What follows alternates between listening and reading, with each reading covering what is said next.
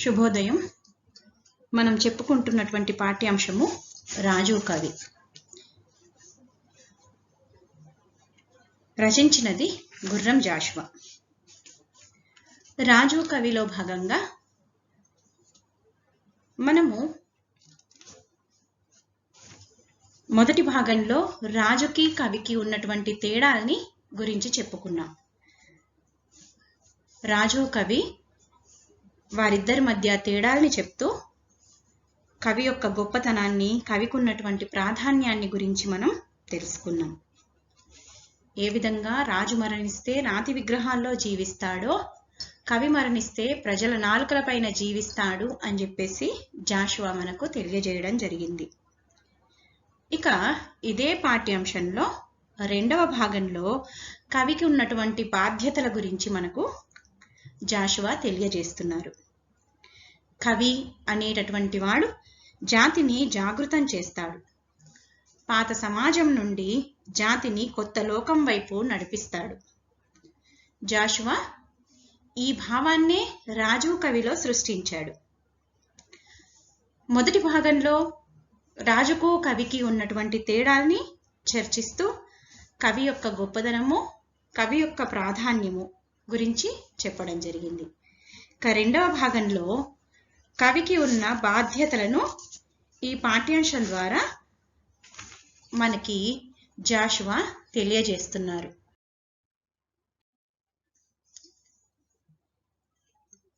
మొదటి పద్యాన్ని తీసుకుంటే,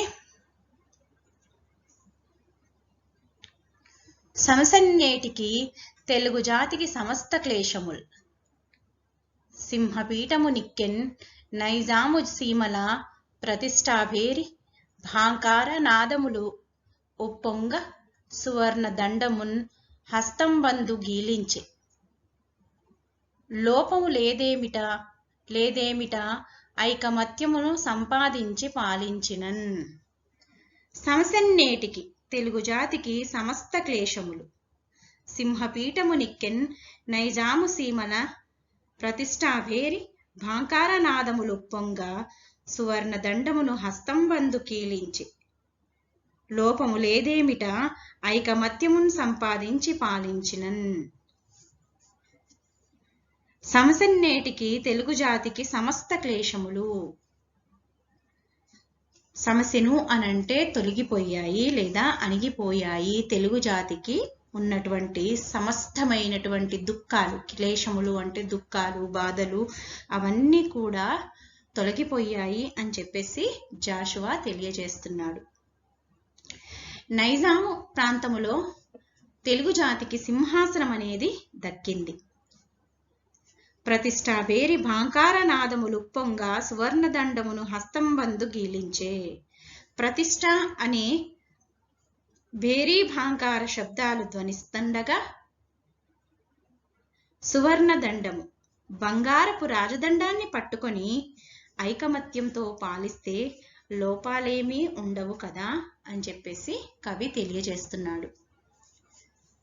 తెలుగు జాతికి సింహాసనము దక్కిందని, నైజాము ప్రాంతంలో సింహాసనము దక్కిందని చెప్పేసి, ఆ తెలుగు జాతి దుఃఖాలన్నీ కూడా సమసిపోయాయి అని చెప్పేసి, అదేవిధంగా ప్రతిష్ట అనేటటువంటి భేరి యొక్క భాంకార ధ్వనాలు వినిపిస్తూ ఉండగా, బంగారు రాజదండాన్ని చేతిలో పట్టుకొని ఐకమత్యంతో గనక పరిపాలిస్తే మనకి లోపమంటూ ఏదీ ఉండదు అని చెప్పేసి కవి తెలియజేస్తున్నాడు.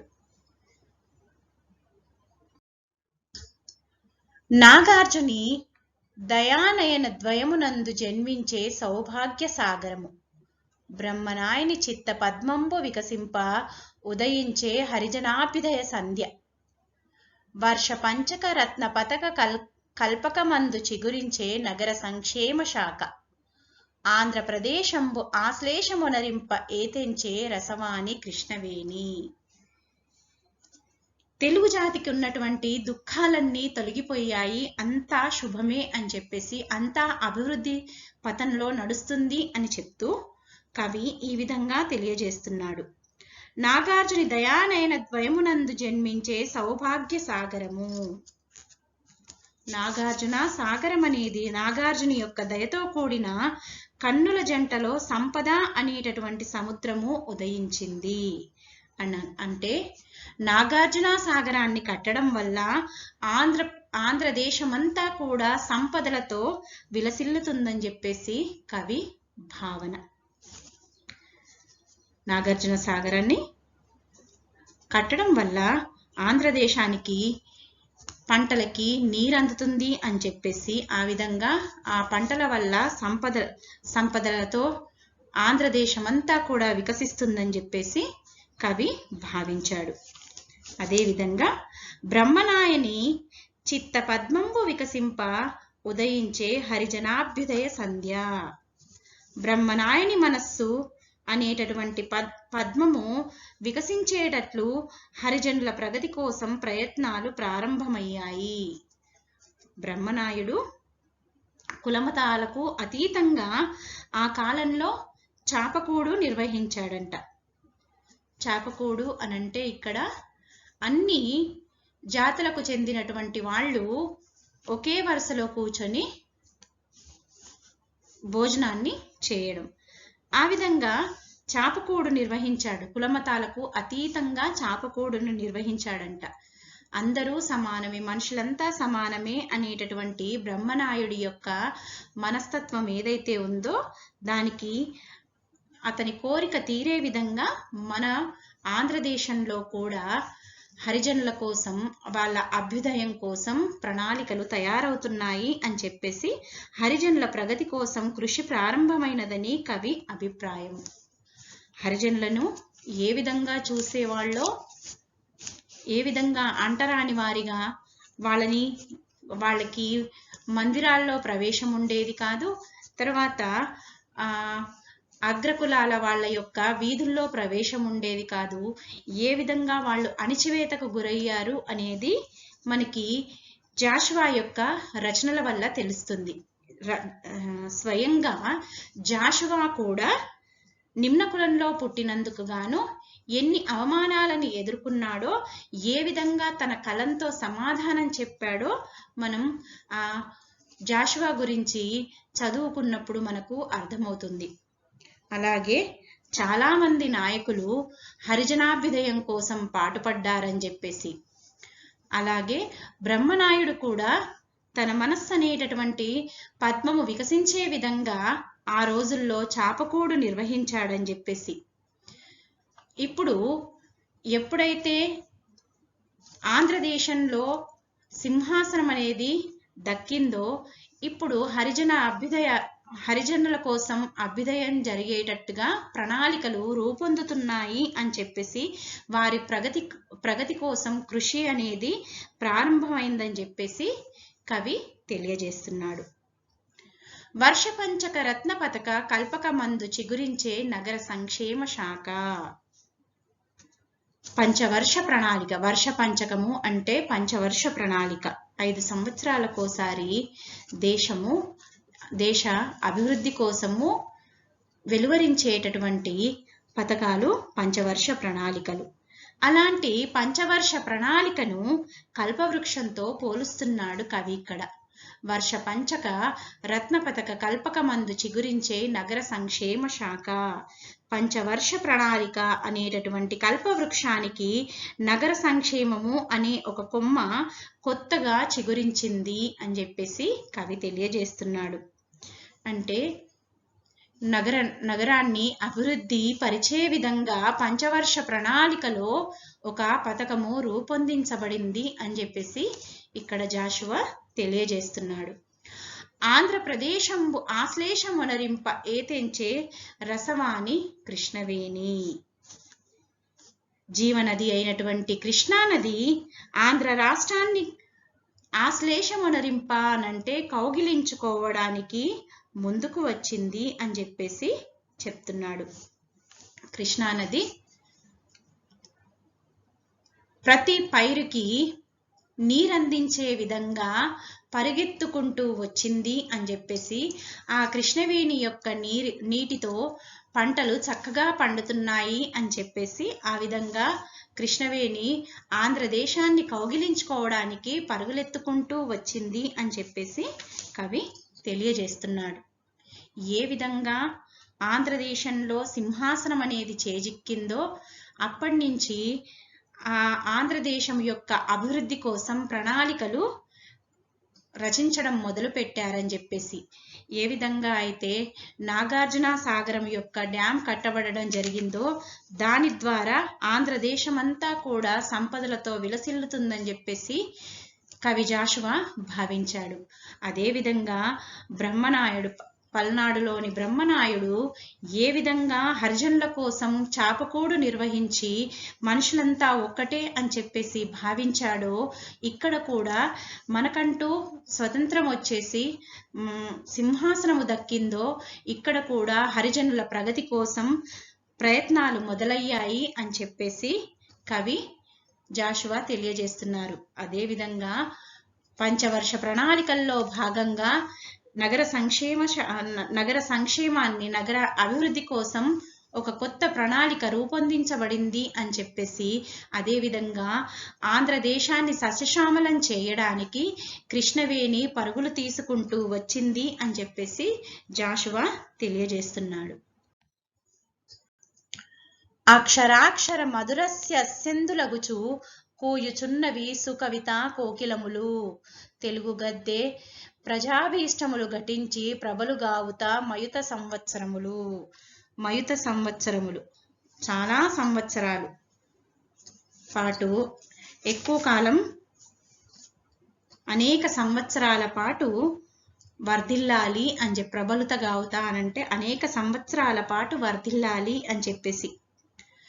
అక్షరాక్షర మధుర సస్యందులగుచు కూయుచున్నవి సుకవిత కోకిలములు. ప్రతి అక్షరంలోనూ మాధుర్యం చిందిస్తూ కవులచే కోకిలలు కూస్తూ ఉన్నాయి. చక్కని కావ్యాలనేవి వెలువడుతూ ఉన్నవి. మధురమైనటువంటి కావ్యాలనేవి, గ్రంథాలనేవి కవుల చేత వెలువడుతూ ఉన్నవి అని చెప్పేసి చెప్తూ ఉన్నాడు. ప్రతి అక్షరంలోనూ మాధుర్యం చిందించేటటువంటి సుమధురమైనటువంటి కవితలు, కావ్యాలు వెలువడుతూ ఉన్నవి అని చెప్పేసి కవి తెలియజేస్తున్నాడు. తెలుగువారి అధికారపు సింహాసనము ప్రజల కోరికలు తీరుస్తూ అనేక సంవత్సరాలు వర్ధిల్లాలి సుమా. తెలుగు గద్దె ప్రజాభిష్టములు ఘటించి ప్రబలుగావుత మయుత సంవత్సరాలు. ఆంధ్రదేశంలో సింహాసనము దక్కింది కాబట్టి ప్రజల యొక్క కోరికలను తీరుస్తూ, ఆ కోరికలన్నీ కూడా తీరుస్తూ అనేక సంవత్సరాల పాటు ఇదే విధంగా వర్ధిల్లాలి అని చెప్పేసి కవి జాషువా కాంక్షిస్తున్నాడు. నేను స్వతంత్ర జీవినై నిలిచితి, నేడు స్వరాజ్య రాష్ట్ర ఉద్దాన విజేతనై అభిమతంబులు తీరినవాడనై తెలంగాణమునందు శాశ్వతముగా మణిపీఠము నెక్కబోవుచున్నాను. జగత్ప్రభు వినుము నా అధికార కథా ప్రణాళికల్.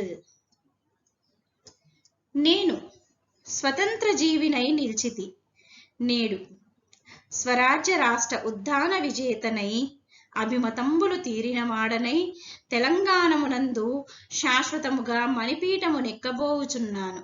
జగత్ప్రభు వినుము నా అధికార కథా ప్రణాళికల్.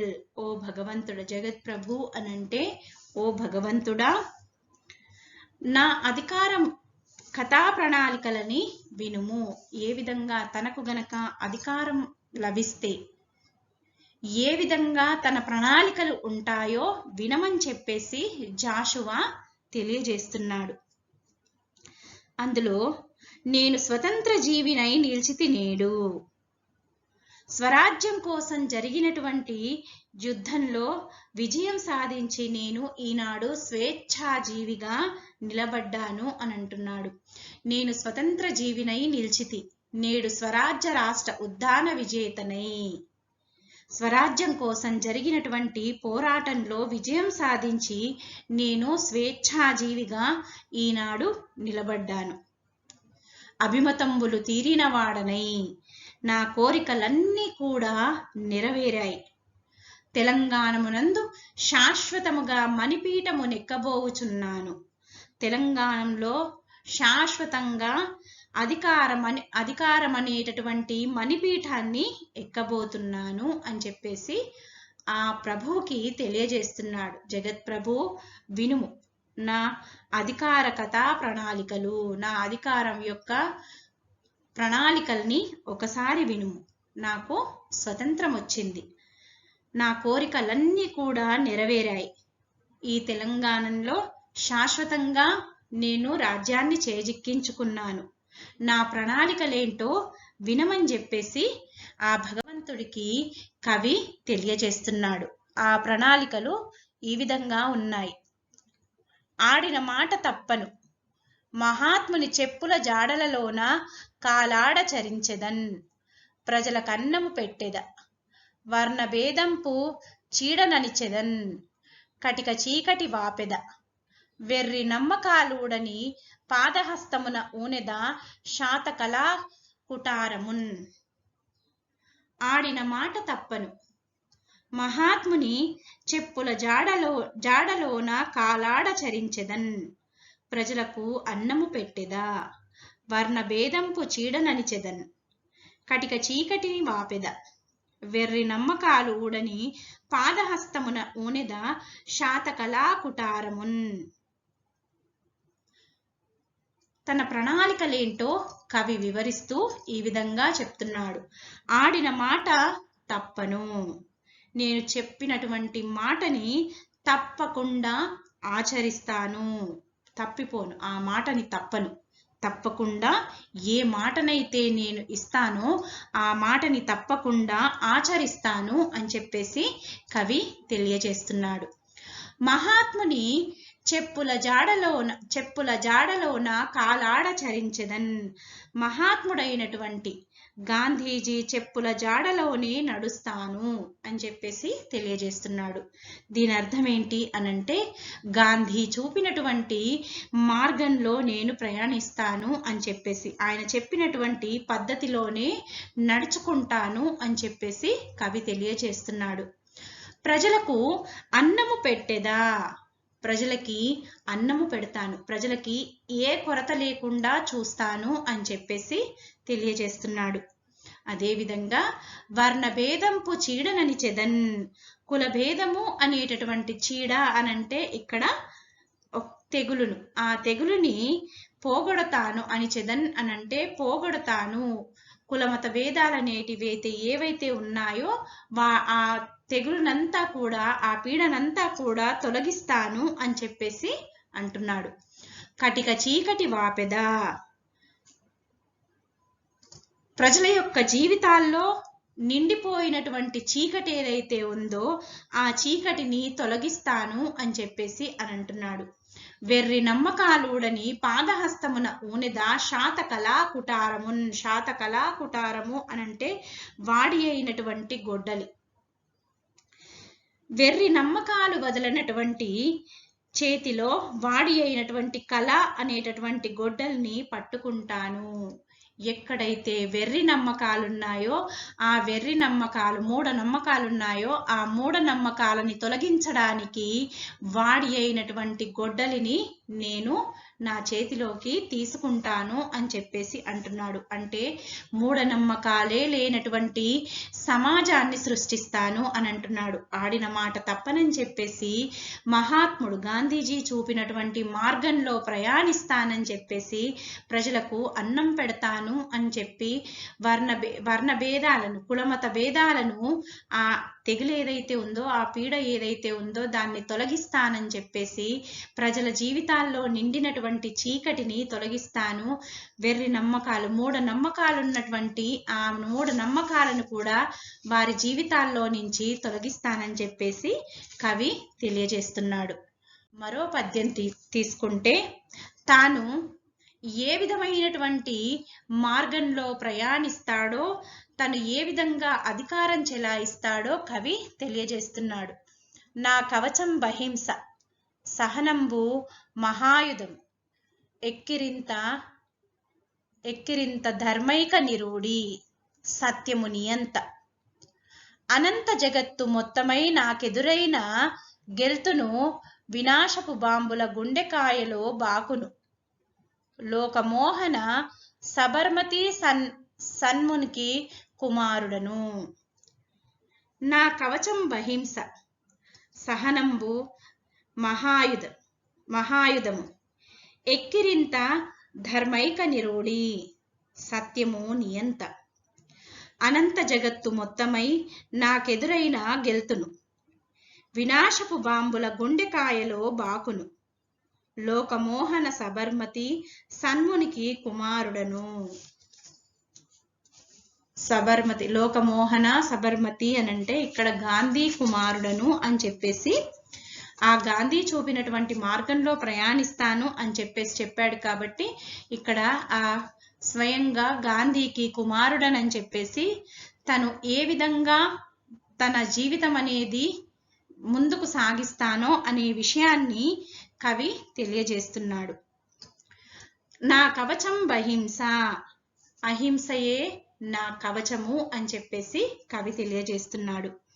అదేవిధంగా సహనంబు మహాయుధము, సహనమే నా ఆయుధము, ఎక్కిరింత ధర్మైక నిరూడి, ఎక్కిరింత అనంటే ఇక్కడ వాహనము, ధర్మమే నా వాహనము అని చెప్పేసి తెలియజేస్తున్నాడు. సత్యము నియంత, సత్యము నన్ను నడిపించేటటువంటిది అని చెప్పేసి తెలియజేస్తున్నాడు. అనంత జగత్తు మొత్తమై నాకెదురైన గెల్తును, మొత్తం లోకమంతా కూడా నాకు ఎదురుగా వచ్చిన నేనే గెలుస్తాను అని చెప్పేసి తెలియజేస్తున్నాడు కవి.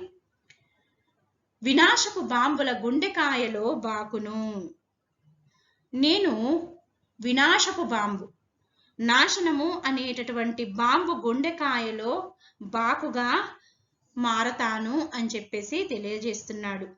జగన్మోహనుడైన గాంధీజీకి నేను కుమారుడను. ఏ విధంగా అయితే గాంధీ సత్యాహింసల్ని, సత్యము అహింస సహనము ఇవి ఏ విధంగా అయితే ధర్మ ప్రకారము గాంధీజీ నడుచుకున్నాడో అదే విధానాన్ని తాను అనుకరిస్తానని చెప్పేసి, ఆ మార్గంలోనే ప్రయాణిస్తానని చెప్పేసి, ఆ గాంధీ కుమారుడను అని చెప్పేసి మొత్తం జగత్తు మొత్తం, ఈ ప్రపంచం మొత్తం తనకు ఎదురు తిరిగినా సరే తానే గెలుస్తానని కవి తెలియజేస్తున్నాడు. వినాశనాన్ని కోరేటటువంటి వాళ్ళు ఎవరైతే ఉన్నారో వాళ్ళ గుండెకాయలో బాకుగా మారుతానని చెప్పేసి కవి తెలియజేస్తున్నాడు. నాగార్జునాచార్య సాగరము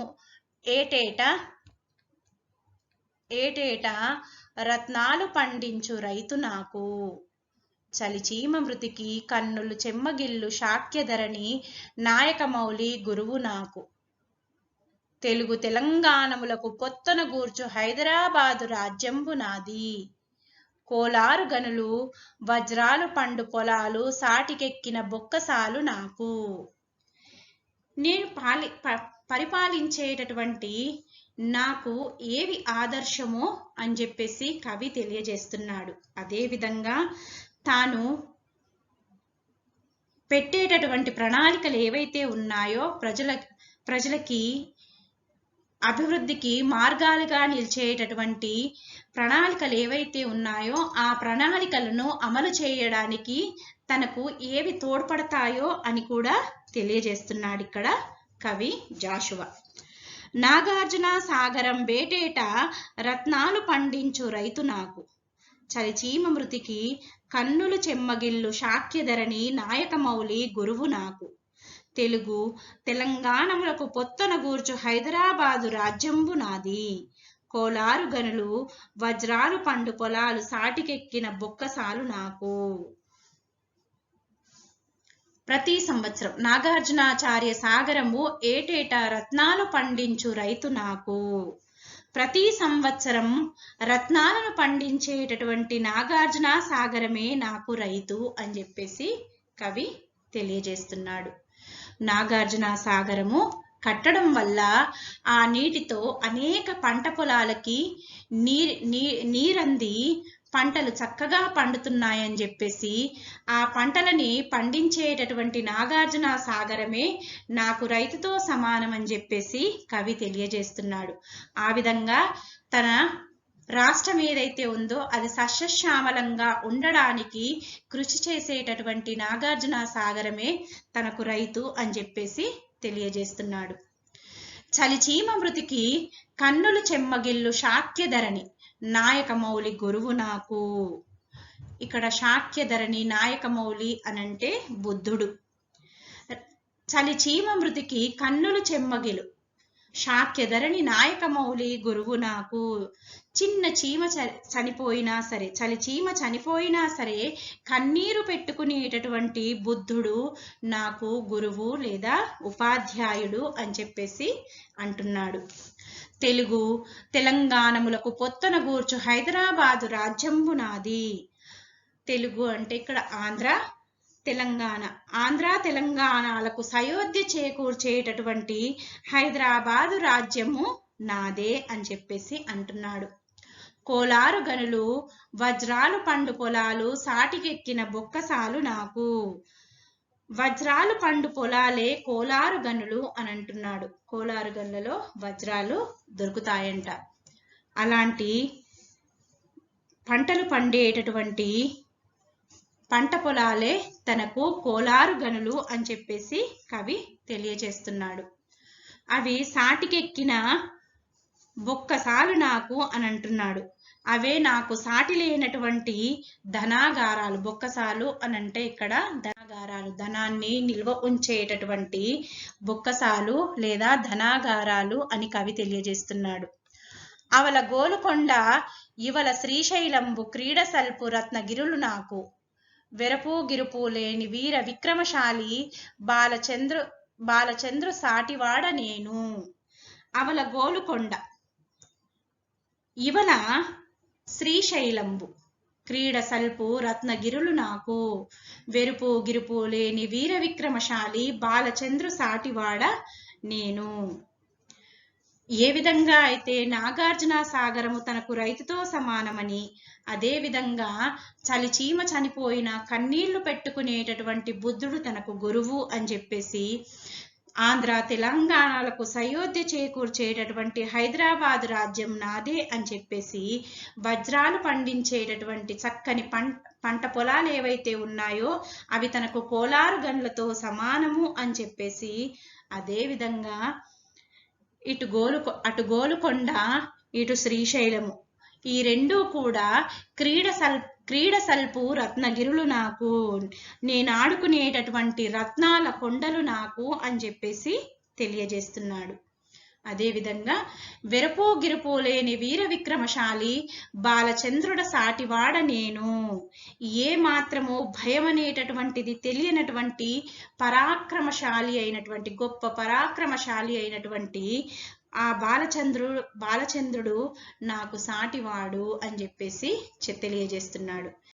బాలచంద్రుడికి భయం అంటూ లేనే లేదంట. అలాంటి భయం లేనటువంటి బాలచంద్రుడి సాటివాడిని నేను అని చెప్పేసి కవి తెలియజేస్తున్నాడు. ఊరూరన్ శరదిందు చంద్రికలు విద్యుద్వాహినులు పారగా. భారీ ఎత్తు పరిశ్రమలు నడచి ద్రవ్య క్షామమును దీర్ప. ముక్కారు పంటలన్ తెలుగురాని మెయిన్ సింగారింప. గర్వంబుగా ఊరేగింతు అశోకముద్రికలన్ ఆంధ్రోర్వి ప్రపంచ ప్రభల్. ఊరూరన్ శరదిందు చంద్రికలు విద్యుద్వాహినులు పారగా. భారీ ఎత్తు పరిశ్రమలు నడచి ద్రవ్య క్షామమున్ దీర్ప. ముక్కారు పంటల తెలుగురాని మెయి సింగారింప. గర్వంబుగా ఊరేగింతును అశోకముద్రికలన్ ఆంధ్రోర్వి ప్రపంచ ప్రభల్. ఏ విధంగా తన ఆంధ్రదేశం అనేది అభివృద్ధి పదంలో ప్రయాణిస్తుందో అనే విషయాన్ని తాను పరిపాలన కొనసాగిస్తే గనక ఏ విధంగా రాష్ట్రం అనేది అభివృద్ధి పదంలో పయనిస్తుందో కవి తెలియజేస్తున్నాడు.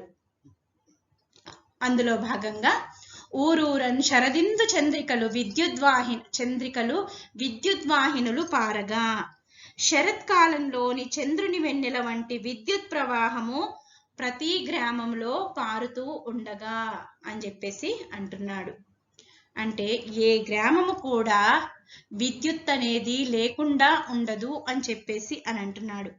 శరత్కాలంలో చంద్రుని వంటి వెన్నెల ఏ విధంగా వెలుగును ప్రసరింప చేస్తుందో అదే విధంగా ప్రతి గ్రామంలోనూ విద్యుత్ అనేది తప్పకుండా ఉంటుంది అని చెప్పేసి అని అంటున్నాడు.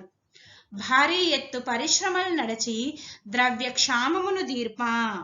భారీ పరిశ్రమలను నెలకొల్పి సంపదకు ఆ పరిశ్రమల ద్వారా వచ్చేటటువంటి సంపద ఏదైతే ఉందో ఆ సంపదతో క్షామము దీర్ప. ద్రవ్యము ఇక్కడ ధనము, క్షామము అనంటే కరువు తీర్ప, కరువు నశింపగా.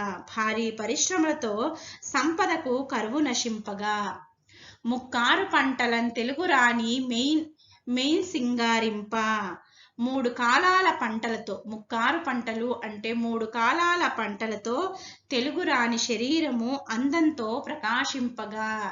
ఈ తెలుగు జాతి యొక్క తెలుగు తల్లి ఏదైతే ఉందో ఆ తెలుగు తల్లి యొక్క శరీరము ముక్కారు పంటలతో ఎల్లప్పుడూ కూడా ప్రకాశిస్తూ ఉంటుంది అని చెప్పేసి కవి తెలియజేస్తున్నాడు. గర్వంబుగా ఊరేగింతును అశోక ముద్రికలన్ ఆంధ్రోర్వి ప్రపంచ ప్రబల్. అశోక ముద్రికలు అనంటే విచారము, ఆవేదన లేనటువంటి, విచారమే లేనటువంటి ముద్రికలతో ఆంధ్రదేశాన్ని విస్తరించే కాంతులతో ఊరేగిస్తాను. తనకే గనక అధికారం వస్తే ఏ విధమైనటువంటి ప్రణాళికలను రచిస్తాడో, ఏ విధమైనటువంటి మార్గంలో ప్రయాణిస్తాడో, ఏ విధంగా గాంధీ చూపినటువంటి మార్గంలో ప్రయాణిస్తూ ఏ విధంగా రాష్ట్రాన్ని అభివృద్ధి పదంలో నడిపిస్తానో కవి తెలియజేస్తూ చెప్తున్నాడు. పలికింతున్ కవికోటిచే హృదయ పుష్పంబుల్ వికాసించి ఊహలకు తావులొసంగి పుక్కిటి కథావ్యాధి నివారించు ధీబలమున్ కూర్చుకృతుల్. ప్రలోభ కవి దుర్వాసుల్ దగా నమ్మకంబులు రొంపి తలబుంపరింక పడిపోవును జల్ది పాండిత్యముల్. పలికింతును కవికోటిచే హృదయ పుష్పంబులు వికాసించి ఊహలకు తావులొసంగి పుక్కిటి కథావ్యాధి నివారించు ధీబలమును గూర్చు కృతుల్. ప్రలోభ కవి దూర్వాసుల్ దగా నమ్మకంబులు రొంపిన్ తలబుంపరింపక పడిపోవున్ జల్ది పాండిత్యముల్. పలికింతును కవికోటిచే హృదయ పుష్పంబులు వికాసించి, హృదయమనేటటువంటి పువ్వులు వికసించేటట్లు చేసేటటువంటి ఊహలు ఉండేటట్లుగా వ్యర్థమైన కథలనే వ్యాధులను నివారించు బుద్ధి బలమును కూర్చే కావ్యములు రచించేటట్లుగా కవులకు బోధ చేస్తాను. ఊహలకు తావివ్వనటువంటి, వాస్తవాలని తెలియజేసేటటువంటి, బుద్ధి బలాన్ని చేకూర్చేటటువంటి కావ్యాలను రచించేటట్టుగా కవులని ప్రోత్సహిస్తాను అని చెప్పేసి కవి తెలియజేస్తున్నాడు. కేవలం వ్యర్థమైనటువంటి కథల్ని తీసుకొని ఊహాలోకాల్లో విహరిస్తూ ఆ ఊహాలోకాల్లో ఉండేటటువంటి వాటిని వాస్తవం అని చెప్పేసి మనల్ని నమ్మించేటటువంటి కావ్యాలు ఏవైతే ఉంటాయో ఆ కావ్యాలు కాకుండా బుద్ధి బలాన్ని చేకూర్చేటటువంటి కావ్యాలు ఏవైతే ఉంటాయో వాటిని రచించే విధంగా కవులని ప్రోత్సహిస్తాను అని చెప్పేసి కవి తెలియజేస్తున్నాడు. బుద్ధి బలమును కూర్చే కావ్యములు రచించేటట్లుగా కవులకు బోధ చేస్తాను.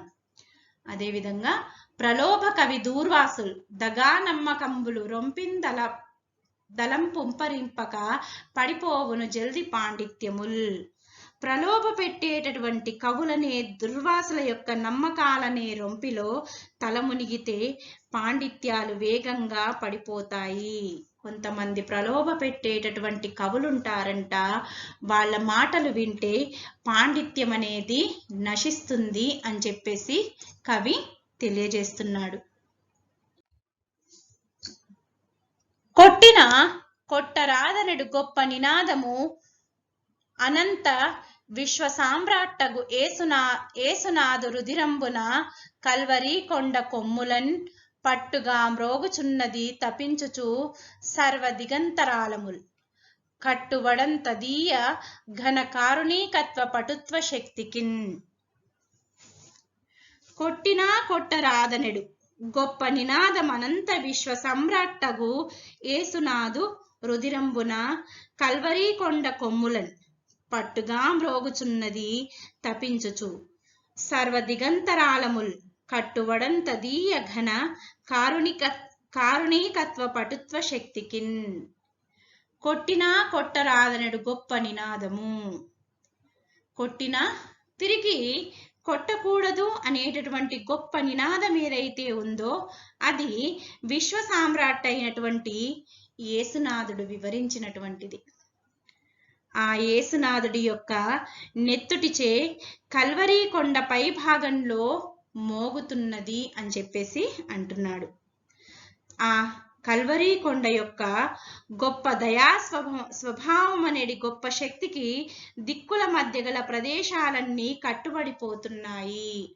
ఆ యేసునాథుడి యొక్క దయా స్వభావానికి ఆయన యొక్క గొప్ప శక్తికి దిక్కుల మధ్య గల ప్రదేశాలన్నీ కూడా దాసోహం అవుతున్నాయి అని చెప్పేసి కవి తెలియజేస్తున్నాడు. కొట్టినా తిరిగి కొట్టకూడదు అనేటటువంటి భావన ఏదైతే ఉందో అది యేసు ప్రభువు తెలియజేసినటువంటి నినాదము.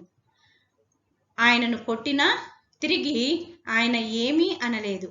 అటువంటి ఆయనను శిలువ వేసిన ఆయన రుధిరం ఏదైతే ఉందో ఆ రక్తం ఏదైతే ఉందో అది కల్వరీ కొండల్లో ఇప్పటికీ మోగుతూనే ఉంది అని చెప్పేసి తెలియజేస్తున్నాడు కవి.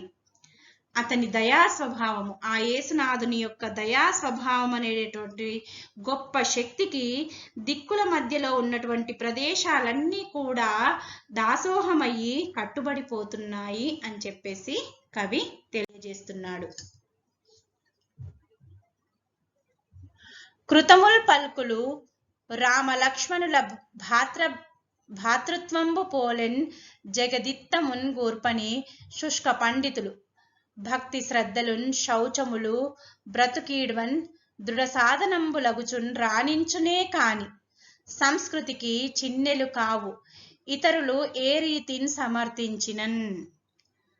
కృతములు పల్కుల్ రామ లక్ష్మణుల భ్రాతృత్వంబు పోలెన్ జగదిత్తమున్ గూర్పని శుష్క పండితులు భక్తి శ్రద్ధలున్ శౌచములు బ్రతుకీడ్వన్ దృఢ సాధనంబులగుచున్ రాణించునే కాని సంస్కృతికి చిన్నెలు కావు ఇతరులు ఏ రీతి సమర్థించినన్. ఇతరులు ఎంతగా సమర్థించినా అవి కొన్ని సంస్కృతికి గుర్తులు కాలేవు అనే విషయాన్ని కవి మనకిక్కడ తెలియజేస్తున్నాడు.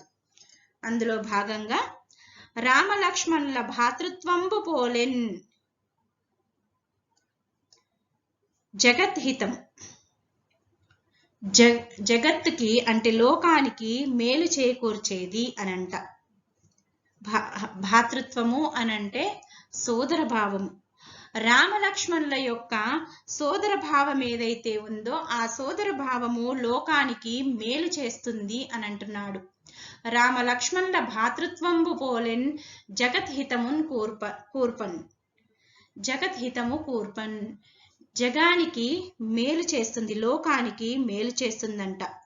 అంతేకాని హితము కూర్పని శుష్క పండితుల భక్తి శ్రద్ధలున్ శౌచముల్ బ్రతుకీడ్వన్ దృఢ సాధనంబులగుచున్ రాణించును కాని సంస్కృతికి చిన్నెలు కావు.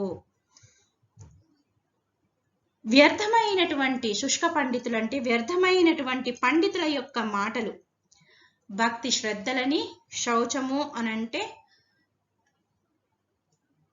శుచిత్వాన్ని, స్వచ్ఛంగా ఉండడాన్ని ప్రబోధిస్తాయంట. కానీ ఆ భక్తి శ్రద్ధలు, ఆ స్వచ్ఛంగా ఉండడము అనేది అది కేవలము బ్రతుకుని ఈడవడానికి మాత్రమే సాధనాలవుతాయి అని చెప్పేసి అని అంటున్నాడు.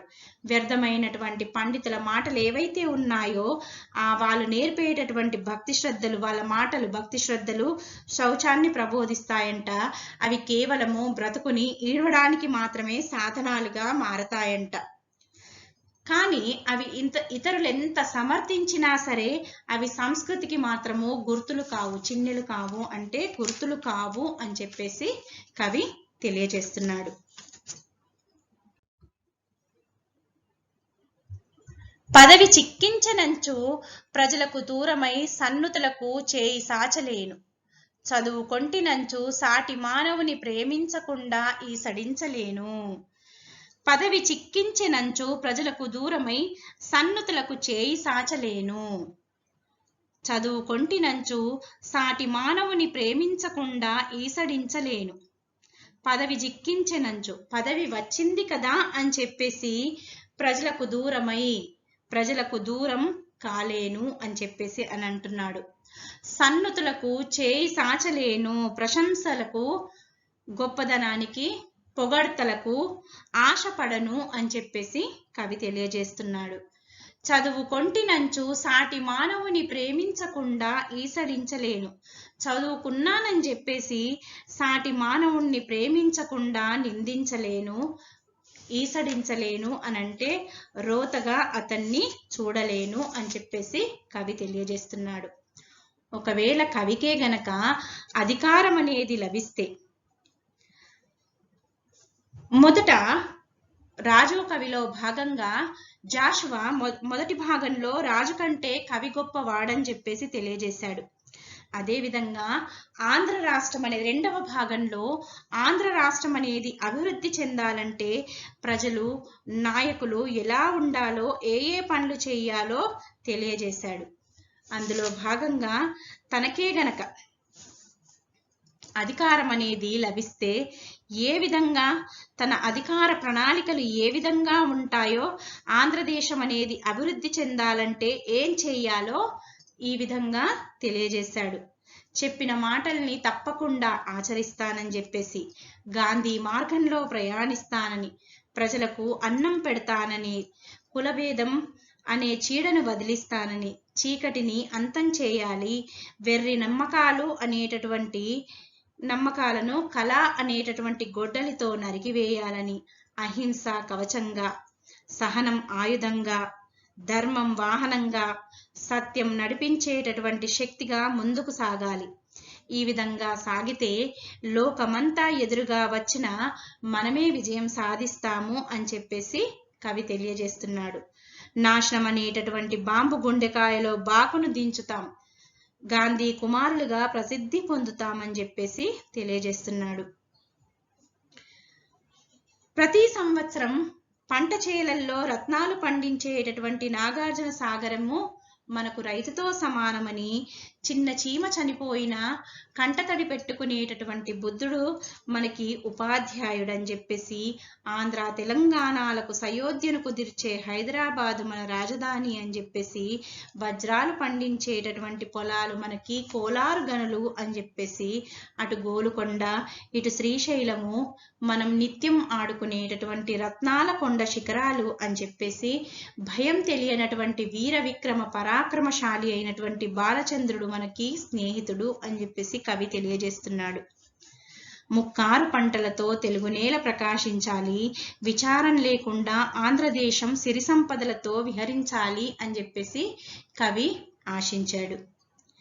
కవుల కావ్యాలనేటటు, తను కవి కాబట్టి కావ్యాలనేవి ఏ విధంగా ఉండాలో, ఏ విధంగా అవి ఆవిష్కృతం కావాలో కవి తెలియజేస్తున్నాడు.